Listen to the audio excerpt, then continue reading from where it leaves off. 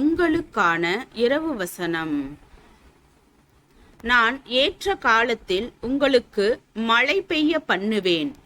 பூமி தன் பலனையும் வெளியிலுள்ள மரங்கள் தங்கள் கனியையும் கொடுக்கும். திராட்சப்பழம் பறிக்கும் காலம் வரைக்கும் போரடிப்புக்கு காலம் இருக்கும்.